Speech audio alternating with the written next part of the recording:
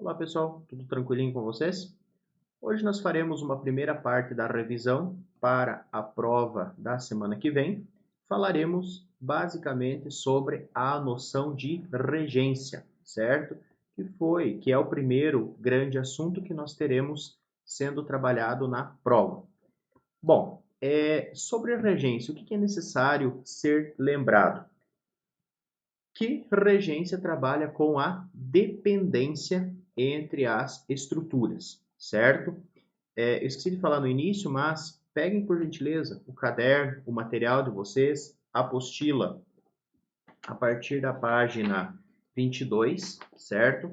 Para que vocês consigam acompanhar de forma satisfatória essa revisão, ok? Dito isso, vamos para a sequência.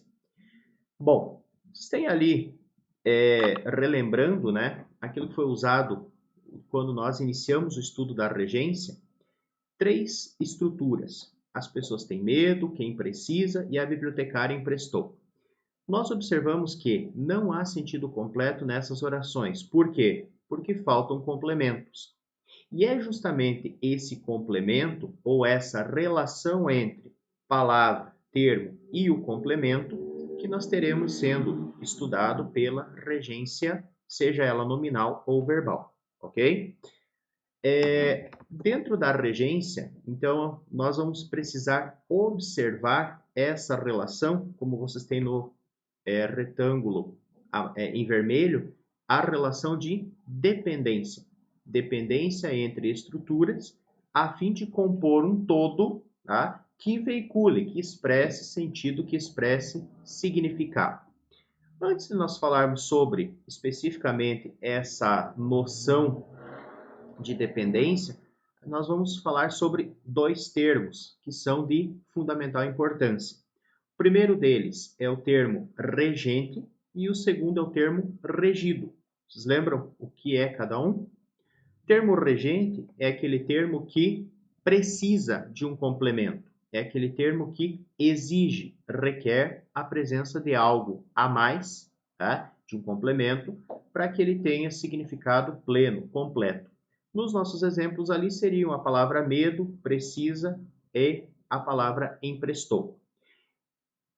O que gera esse medo? Do que a pessoa precisa e o que foi emprestado e para quem foi emprestado? Essas são as informações que são regidas, ou seja, são os complementos.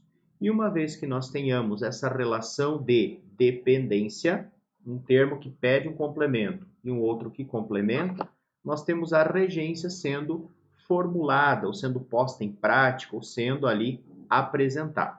Ok? Bom, na sequência, nós vamos ter ali a definição da regência nominal. Tá? A regência nominal ela é a dependência que acontece entre o nome e o complemento. Lembrando que esse nome pode ser um substantivo, um adjetivo ou então um advérbio. Tá? E essa relação ela será sempre preposicionada, ou seja, será sempre intermediada por uma preposição, tá?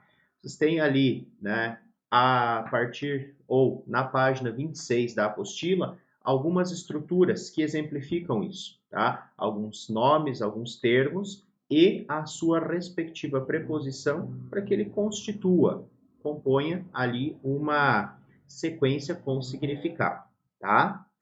É interessante nós observarmos que a noção de regência ela está ligada à ideia do complemento nominal. Por quê? Porque assim como quando se analisa o complemento nominal, nós observamos a informação que completa o nome, ou seja, a análise está voltada para o complemento em si. Quando nós falamos da regência, nós observamos as duas estruturas, a palavra que precisa do complemento e o complemento em si, tá? E a partir dessa conexão, dessa relação, é que emerge a ideia da regência nominal, tá bom? Na tela vocês têm ali algumas palavras, alguns nomes e as respectivas preposições, tá? Observem que há casos em que o mesmo nome, o mesmo termo, aceita duas ou mais preposições, né? Por exemplo, constituído, convencido, acostumado. E em outros casos é apenas uma a utilizada. Por exemplo, a palavra medo, alheio e tal. Aplicando isso em exemplos, vocês têm na tela, tá, algumas frases. Estou apto a assumir o cargo. O movimento é constituído por variadas ideias. Estamos convencidos de sua capacidade, tá? E isso nos traz a evidência desses conceitos falados até aqui. O uso da preposição, o uso do nome e essa dependência que ocorre. Então, ali, caso nós, né, dividíssemos a oração, por exemplo, estou apto, você tem medo, estamos convencidos, o movimento é constituído, não haveria sentido completo. Por quê? Porque há falta do complemento, né? Haveria falta dessa estrutura que completa o sentido. Ok? Meus queridos, sobre a regência nominal, é isso, tá? Lembrando que aqui nós estamos fazendo uma revisão, então nós estamos falando no geral os aspectos mais relevantes a serem observados por vocês, tá? Qualquer dúvida, vocês teremos aula, aliás, na próxima segunda, e tem o e-mail à disposição também para fazer tirar dúvida e tal, né? Se necessário for. Dando sequência, nós vamos falar agora especificamente sobre a regência verbal. A regência verbal, tá? Ela terá como termo regente um verbo, tá? Então, basicamente, a regência verbal, ela analisa a relação entre o verbo e o complemento, o verbo e o objeto. Antes de nós adentrarmos propriamente a regência verbal, é necessário que nós tenhamos em mente essa noção da transitividade, ou seja, lembremos, tá, essas classificações relacionadas ao verbo. Lembremos que o verbo ele pode ser transitivo ou intransitivo, tá? Intransitivo é aquele verbo que possui sentido completo, sentido pleno. Apenas o sujeito e o verbo são suficientes para que um sentido seja expresso, seja veiculado. E no caso do verbo transitivo, é necessário haver complemento, é necessário haver objeto, tá? E aí esse objeto ele pode ser preposicionado ou não, tá? Então você pode ter ali o objeto sendo direto, sendo indireto, o verbo exigindo dois objetos, né? Direto e indireto. Então tudo vai depender ali da estrutura e do verbo que seja empregado, ok? Momentaneamente, nós não falaremos sobre o verbo de ligação, porque a regência ela se ocupa de o verbo exigir ou não complemento. O verbo de ligação ele possui como finalidade o quê? Conectar o sujeito a uma característica, o nome a uma característica, né? A um predicativo. Então, essa estrutura ela não é analisada dentro da regência verbal, tá? Então, basicamente, nós trabalharemos o quê?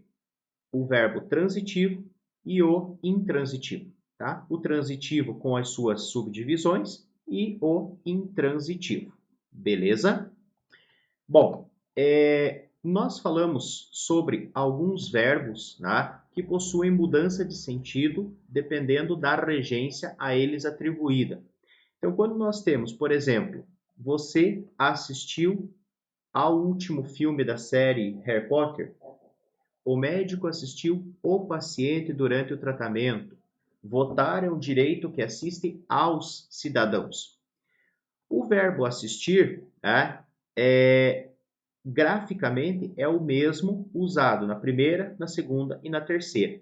O que significa esse graficamente? Significa que eu tenho ali as mesmas letras, tá? O mesmo radical, desinências e tal, pertencendo a esses três exemplos. Estruturalmente, né, olhando a função, o emprego desse verbo, nós percebemos o quê? Que há uma diferença bastante grande entre os exemplos. Primeiramente, porque o verbo assistir, no exemplo 1, foi usado como transitivo indireto. No segundo caso, direto. E no terceiro, novamente como indireto. Além disso, nós vamos ter ali uma diferença semântica, ou seja, ligada, relacionada ao significado. E aí vem o detalhe também da regência verbal. Na regência nominal, quando o nome, por exemplo, aceita duas preposições ou três ou algo assim, ele não tem a sua significação alterada de forma grande, de forma significativa. Você pode ter ali uma diferença sutil sendo a praticada. No caso da regência verbal, nós vamos ter o quê? Uma diferença significativa ocorrendo. Tanto é que o verbo assistir no primeiro caso significa ou é sinônimo de ver ou presenciar. No segundo caso, cuidar, prestar assistência, ajudar. E no terceiro, pertencer ou ser de direito. Ou seja, dependendo do uso ou não da preposição, nós vamos ter ali o significado desviando do primeiro para o segundo, para o terceiro, tá? Dentro desse espectro, dentro dessas opções fornecidas. É interessante nós observarmos aqui, principalmente, uma diferença que há entre a norma culta e a coloquial. A norma culta pede, por exemplo, que o verbo assistir seja usado como transitivo indireto para trazer o sentido de olhar ou ver. Eu assisti ao jogo, eu assisti à novela, eu assisti ao espetáculo e etc. No dia a dia, nós fazemos o quê? Eu assisti o jogo, eu assisti a apresentação, eu assisti o espetáculo, tá? Então, fiquem atentos a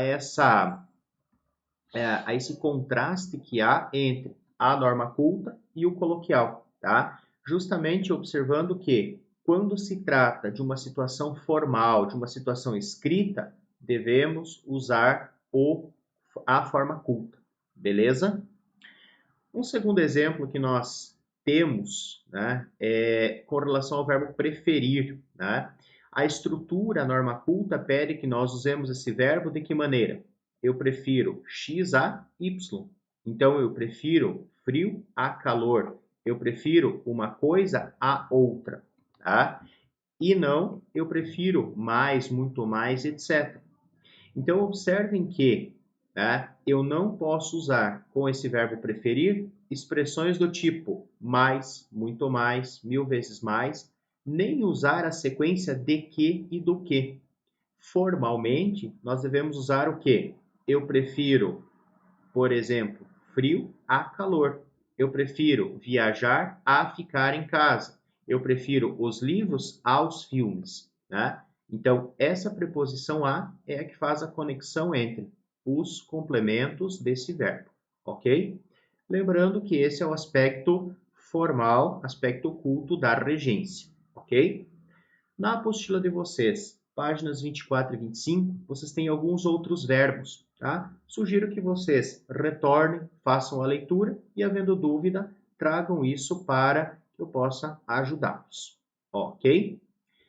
Ainda falando sobre essa diferença de sentido, o verbo visar. Nós podemos ter o verbo visar significando olhar ou mirar, dar visto ou assinar e pretender, almejar ou querer. De novo, vejam que nós temos ali o uso da preposição, tá?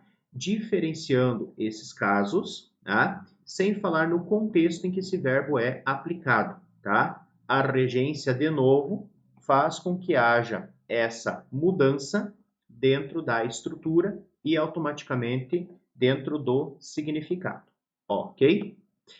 Quando nós temos verbos com regências diferentes, o que acontece? Nós precisamos obedecer essas regências, tá? Então, uma frase do tipo, eu assisti e gostei do filme, ela é inadequada. Por quê?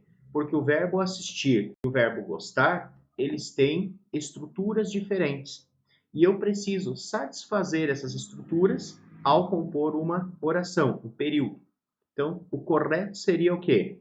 Assisti ao filme e gostei dele, né? Mesmo que aparentemente pareça repetitiva essa estrutura, ela não é.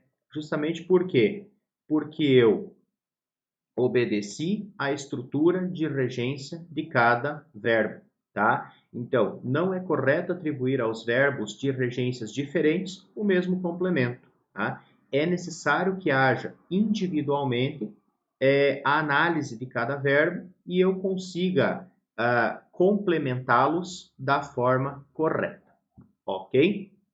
Pessoal, sobre regência, esse foi um geral, tá? Como eu falei para vocês, é uma revisão, é um geral, alguns aspectos importantes.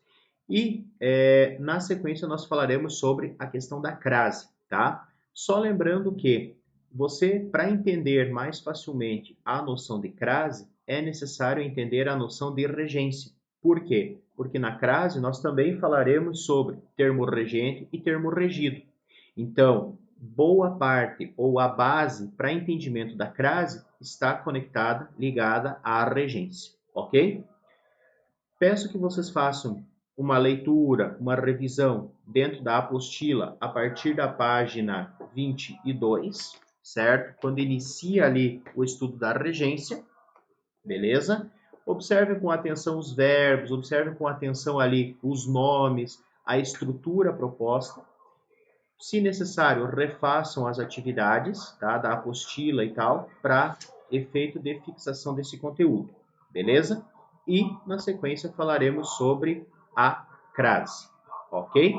Qualquer dúvida, entre em contato, manda e-mail, que aí nós vamos nos falando.